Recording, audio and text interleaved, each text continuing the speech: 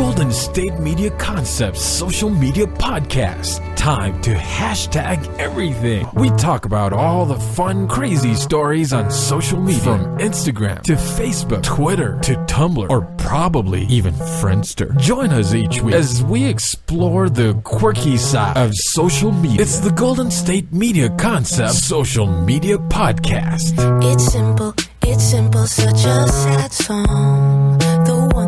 The one that we rely on to get us.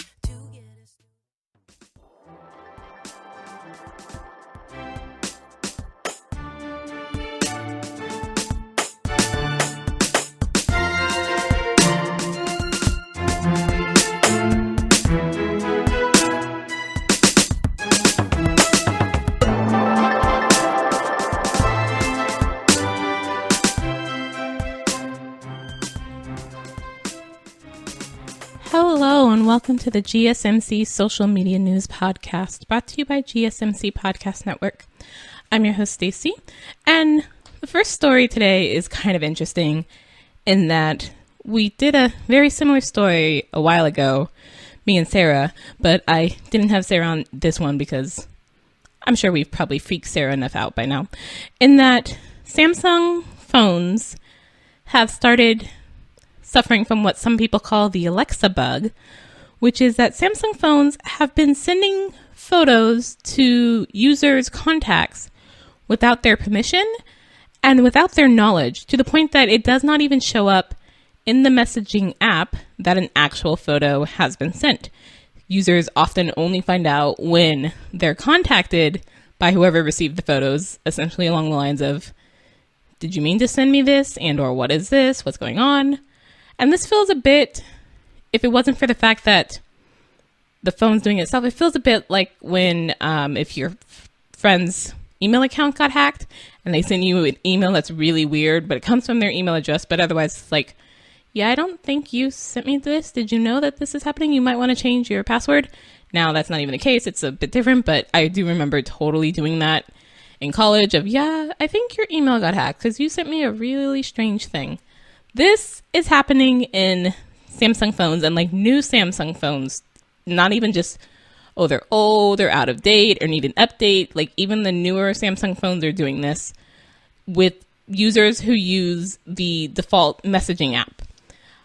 I know there are other messaging apps, but I don't use them. So when people were like, oh, who uses the default messaging app? I'm like, well, I do. I don't have a Samsung phone, but I totally just use the messaging app that comes on my phone because, I mean, it's not working, so why would I purposefully go find another one?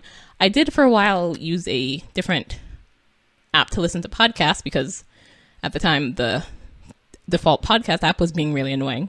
But I've always used I didn't even know there were other messaging apps beyond the ones that like WhatsApp to, do international things, but just to text my friends. There's apps for that. I mean, of course there are, but it never would have crossed my mind.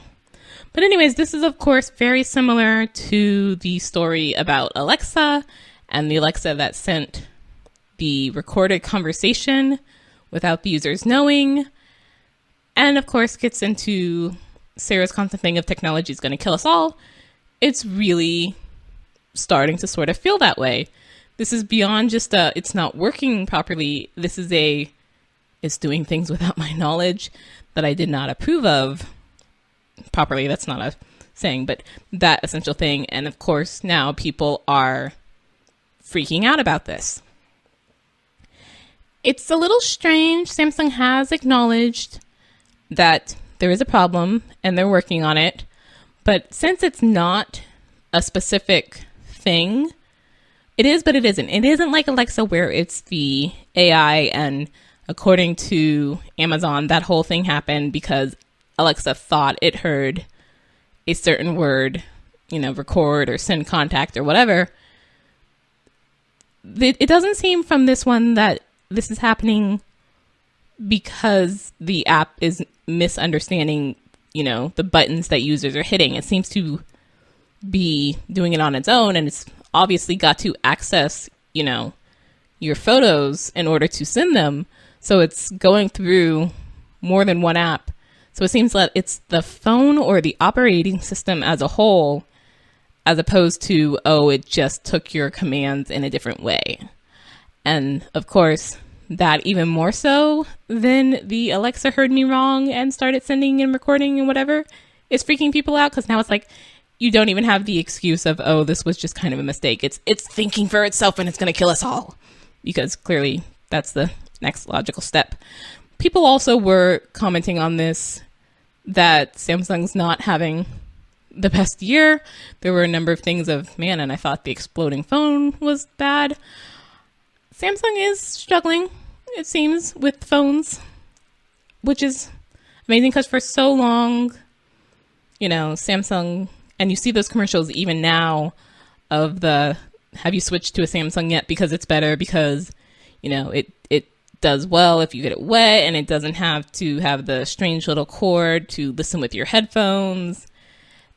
But Samsung now is sort of having to, I won't say backpedal, but it's like you still got those ads out, but also your phones aren't that great, because at least find this other one, oh, the battery slows down, but it's not, as far as we know, you know, sending out my stuff without my knowledge or catching on fire. So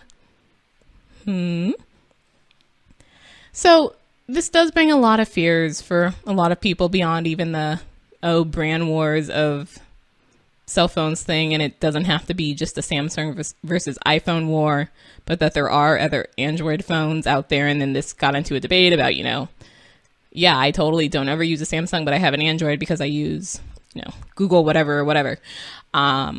I don't know brand names, so I can't give you specific examples. But beyond this, this is now getting, or not even getting, bringing up again the whole debate about technology and about AI and about, have we gone too far with technology? Are we heading to a sort of Terminator situation where it becomes self-aware and decides it doesn't need to work for us stupid humans and kills us all? Because there, as we've talked about on this, there's the Alexa thing. There are drones with flamethrowers on them. And if Alexa can get control of the drone, there are a number of ways this could potentially go wrong. There's the Facebook programs that started talking to each other in a language we couldn't understand. This does bring up a lot of techno fears anytime something like this happens. It doesn't seem that it's gone beyond the sending photos thing that people know of. But again, since users didn't even know that the photos had been sent until others contacted them about it, it is unclear whether or not other information would have been sent out. Samsung is working on a fix, but they have not yet specifically, as of this recording, come out with anything of whether you need to do something with your phone or download a certain thing or undownload a certain thing or send your phone in yet again. So we're all just sort of in a holding pattern, at least Samsung users are, regarding their phones, but we're all in a more sort of waiting for, not even the other shoe to drop, waiting for, I guess, the first shoe to drop regarding technology that can now not only think for itself, but do things with that thought process. And whether or not that's good or bad, or we've somehow created our own dystopian future, even though we totally had books and movies for decades and decades that warned about this. Humans are funny. So anyways, we're going to take a short break. Stay tuned.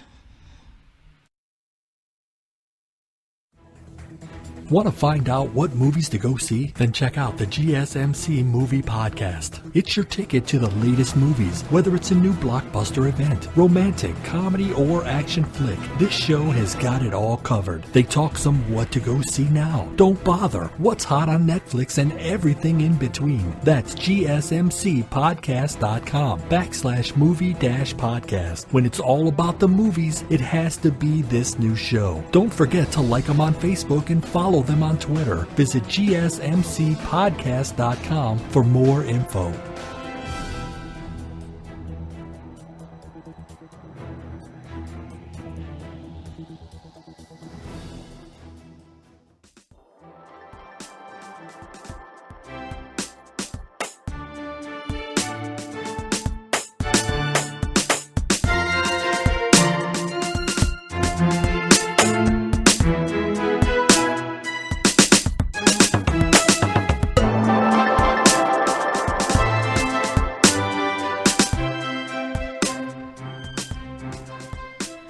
Welcome back to the GSMC Social Media News Podcast. To sort of change gears and get into a more positive mood and a less, oh, my things are all going to kill me mood, there is a new theme park, I guess you would call it, located in Middleton Township, Pennsylvania, based on Sesame Street, called Sesame Place.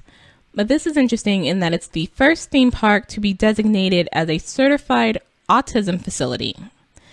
So Sesame Street, unfortunately, I was not a big fan of Sesame Street growing up, but Sesame Street in the past year or two introduced a new character on the show called Julia, who has autism. And Sesame Street has done things like this numerous times to teach children about different things that it might be hard to explain. Well, now they've created this place called Sesame Place that is made specifically for people with autism in mind. So, for example, the employees at Sesame Place are all trained with autism in mind. So they receive training on things like sensory awareness, motor skills, emotional awareness, to have a greater understanding of how to deal with situations that might come up when they're interacting with children with autism. But this theme park, beyond just the training of the employees, also has special activities and provisions. It offers quiet rooms that people can go to if all the sensory stuff becomes too much for them. But it also offers, and I think this is really, really cool, it has a sensory guide for the rides and attractions at the park, sort of not rating and not ranking, but sort of showing, this rates so high on this scale for noise and for light and for what have you, so that parents can better judge whether or not this is something that perhaps their child can go on or something that would perhaps overwhelm their child. And this, I think, got a lot of parents really like that fact. Like, a lot of parents were just positive about this park in general, particularly, of course, parents who have children who are on the spectrum, because taking them to a place like a theme park, which has, a lot of people and bright lights and loud noises and all that, can be a difficult situation. But at the same time, if you don't take them, then they're not getting, the sort of full childhood experience that everyone else can get. So it can just be hard for them all over. A lot of people were like, this is the greatest thing. And I've always loved Sesame Street for this. And even parents of children who are on the spectrum but aren't of an age that would go to this park, parents who have children who are grown but have autism, people themselves who have autism but are grown, are like, man, where was this park when I was a child? Or I would go to this park now, or I'm looking forward to taking my child, grandchild, whatever, to this park as soon as possible, because this is a brilliant thing. And it really does sound that way. I do not personally know anyone on the spectrum, but from things I've seen in the media, that does seem like a hard situation to deal with. You definitely have to be patient and understanding, and that did come up on the thing with the introduction of Julia on Sesame Street. They showed a clip of it in the video I watched about this park, where, someone calls her name, but she doesn't respond. And the guy who's with her has to explain, sometimes it takes her a moment to respond when you call her name.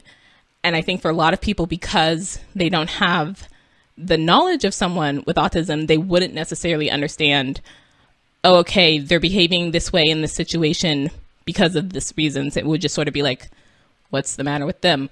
So having a place where the people are trained to understand that, and not just, that child's weird or problematic or whatever, I think more so that and the sensory guide than anything else really touched a lot of parents who have children on the spectrum. But also continuing let's think about others who might not be, the quote unquote normal. The clothing brand ASOS has started designing clothing for wheelchair users. So they partnered with Chloe Ball Hopkins, who is a BBC reporter, a para-athlete, and a wheelchair user, to design this, I think it's like a sweatsuit. It's got a jacket and pants, but they are completely waterproof, and they zip together so that like water can't get in, even, underneath them if the wind's blowing, whatever. I believe the jacket's actually a little longer in the back, so you're fully covered even as you're moving yourself in the wheelchair. And this also, of course, got a lot of positive feedback on social media because, again, these are sort of populations that not on the outside, but often don't have things made with them in mind. There's this idea that, there's a standard, there's a normal, and, most people can fit into that sort of one size fits all clothing, locations, situations, what have you. And that's, of course, not the case, but finding things made for certain people in mind can be very difficult. And so having this, it's so far only the tracksuit, as far as I know, but she has been working with them for a little while on creating this tracksuit. So it does seem like there will be more coming in the future. Having this clothing with wheelchair users in mind, the specific situations they face that would be different from perhaps the average clothing shopper. Of course, a lot of people were very positive about this. It is strange. I didn't even think of this because I've been in a wheelchair, but I do not normally need to be in a wheelchair. I was just in it because I had a surgery. It can be very difficult beyond the just like, well, I always have to find an elevator and can't go up the stairs. It never occurred to me about the rain thing, because it's like, yeah, actually that's hard to travel in, period. Like I like rain and I like being out in the rain so long as I then have the ability to immediately go in the house and change my clothes and like get under a blanket. I like playing in the rain when I can do that. I do not like the rain when it's like completely pouring and I'm walking to class or work or wherever and my pants get soaked and then I have to deal with that all day. And mind you, I'm walking and can carry an umbrella with me. For people in a wheelchair, that might not be the case. It had never occurred to me before that, yes, actually, what do you do on a day when it's raining if you are in a wheelchair? And again, this is just not, I won't say it's not normal because that's not what I mean. It's not the average situation that most people think of, in the same way of when, the ADA law came and public buildings had to all be made accessible. Clearly, these buildings were not originally designed accessible because it wasn't something people really thought of. Most people can go up the stairs. So, what? You should have a ramp? What for? So it is nice to see more places and more situations that are becoming accepting. I won't say for everyone because I don't think we're there yet, unfortunately, but I hope we do get there soon. But accepting and thinking of people who might not fit the average assumption of who people are, what they can do, and what a place needs to be like, or what things need to be like in order to fit their lifestyle. So we're going to take another short break. Stay tuned. Tired of searching the vast jungle of podcasts? Now listen close and hear this out. There's a podcast network that covers just about everything that you've been searching. The Golden State Media Concepts Podcast Network is here. Nothing less than a podcast bliss with endless hours of podcast coverage. From news, sports, music, fashion, cooking, entertainment, fantasy, football, and so much more. So stop lurking around and go straight out to the Golden State Media Concepts Podcast Network. Guaranteed to fill that podcast itch.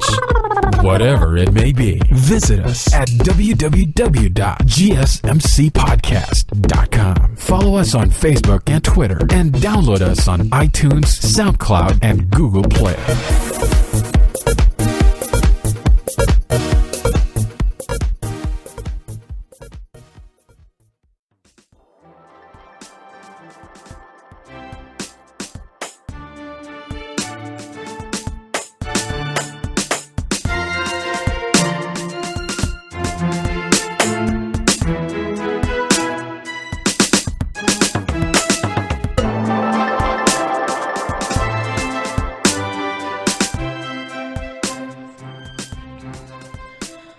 Welcome back to the GSMC Social Media News Podcast. From the sweet and accepting, we go a bit to the strange, in that a fish pedicure has been blamed for a young woman's toenails falling off. So a young woman got a fish pedicure, and then a few months later, her toenails fell off, and the doctors could not account for anything else that she had done in the time period that would explain it except for the fish pedicure. And for those of you who don't know, fish pedicures involve placing your feet in water filled with these tiny fish that eat the dead skin off of your feet. If you haven't seen this, the videos for this are very interesting. You see people putting their feet in. It's evidently considered, it can be quite ticklish, and you do see that in some of the reactions. There's a lot of wows, but also a lot of sort of like immediately wanting to pull your foot out because it's being tickled. I'm quite ticklish, so I don't know that I could do it, irregardless of the you're gonna let fish nibble on my feet aspect, which throws me off. This is not too common in America. I do know it's offered in some places in Asia, which was where I first heard of it, but it is actually banned in some states in America. It's banned in over 12 states here for health reasons. And when I first heard of it, that was one of the things that came up, is the fact that these fish are used. It's almost essentially as if you were going to get a regular pedicure. You put your feet in the tub and whatever happens, and then, you go on with the rest of your pedicure, and then the next person puts their feet in the tub. And with the regular pedicures, the tub's been drained and cleaned, hopefully. But with this, it's the same fish, and they are, nibbling on your feet, theoretically only on the dead skin, but maybe not fully. So there's a bit of a, I don't know if I want to do that ick factor to it. Most places that do offer it do check before you get in to make sure your feet don't have any sort of open sores or wounds, but they can miss that. And it's still not, because it's not fully offered here, it's still not fully understood what the full risk would be for that. It was just sort of like, this already seems a health risk, so yeah, we won't have that here. It does make me think a bit of the character from Speed 2 who had the leeches to suck on. And I guess if you had your own personal fish pedicure fish, that might not be too bad, because then they're only nibbling on your feet and not anybody who happens to stick their feet in. So you at least know what they've been nibbling on, but I don't know that you would need a pedicure then often enough to keep them fed. This is again one of those things where I wonder who first thought of this. I mean, I imagine you probably just sort of came across it of, oh, hey, these things nibble on me, but who left their things in there long enough to be like, oh, they eat the dead skin, that's great, let's do that for a pedicure. That would not have been me to first discover it, I will say that. But then beyond the strangeness of the fish pedicure, they have not proven that the fish pedicure was what caused the girl's toenails to fall off, but her doctor cannot account for anything else that happened in the time frame that would have caused it. And the fish pedicure is so out of normal, and toenails are falling off are so out of normal that they suspect that might be the case. And so they are saying so, even though they have not officially proven it. But beyond that, not as strange and better, and something I would actually totally want to do, is on a previous episode, we talked about the Carters, Beyonce and Jay-Z, and how they filmed their music video for Ape Shit at the Louvre, and somehow managed to keep this complete secret until it came out, even though, again, you rented out the Louvre, like possibly the most famous art museum in the world. Well, now the Louvre has decided to offer a tour based off of that music video. This is just perfectly brilliant on their part, and I kind of wonder why this was not immediately thought of like the day after they shot this music video of, oh, this will come up, let's do a tour based off that. So this is a guided tour by the Louvre. I've never been to the Louvre, unfortunately, so I don't know if there are regular unguided tours or if you just have different versions of guided tours. But this would be a 90-minute guided tour featuring the 17 pieces that show up in the music video, ending with the portrait of a black woman, or I forget what it's called. It's unclear if this would only be just the pieces, but then the regular things you would hear about them on a regular Louvre tour, if there will be commentary regarding the Carters music video.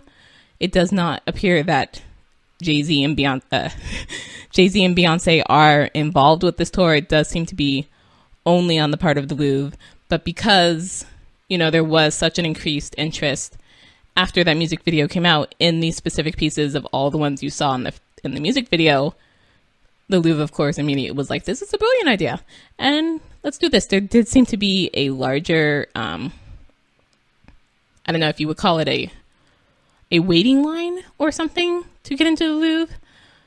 I shouldn't say that because, again, possibly most famous art museum in the world, there was already like a line to get into the Louvre. But that it was somehow able to notice the increased interest following this music video, and so had the idea to create a specific guided tour solely for these pieces. Given that one of them is the Mona Lisa, it's unclear how that will correlate. Mona Lisa, again, one of the most famous pieces in the world, and clearly something almost every visitor to the Louvre goes to the Louvre to see. If nothing else, you probably go and see the Mona Lisa. So given that that's already super popular, how this tour will tie that in with the other 16 pieces, as well as with the people visiting the Mona Lisa and visiting the Louvre, and looking at the Mona Lisa, but not taking this specific tour, is unclear. So listeners, if you do manage to go to the Louvre and take this tour, please let me know on social media what it's like. Also, just sort of let me know what the Louvre is like, because I do kind of really want to go, and I almost want to go just to see the cool glass pyramid. But I also read the Da Vinci Code and saw the movie, liked the book better than the movie, but do kind of want to go and feel all symbolist, professory, whatever have you, that Robert Langdon's doing and saying, aha, this says this. I actually now want to do that with this tour. I don't know what that would even entail, because as far as I know, there's not some sort of conspiracy theory regarding the pieces that were in this music video. They were chosen for their reasons, but there doesn't seem to be some, world-changing thought process behind it of, oh, if this story got out, it would change history as we know it. But I do now want to go and be all symbolist, and I kind of hope the tour, without going into conspiracy theory, does get into the symbolism of those pieces and why they might have been put into the Carters music video. But I will stop imagining myself, because that is for a different podcast. So we're going to end for today. Thank you for listening to the GSMC Social Media News Podcast. You've been listening to the Golden State Media Concepts Social Media Podcast, part of the Golden State Media Concepts Podcast Network. You can find this show and others like it at www.gsmcpodcast.com. Download our podcast on iTunes, Stitcher, SoundCloud, and Google Play. Just type in GSMC to find all the shows from the Golden State Media Concepts Podcast Network, from movies to music, from sports to entertainment, and even weird news. You can also follow us on Twitter and on Facebook. Thank you, and we hope you have enjoyed today's program.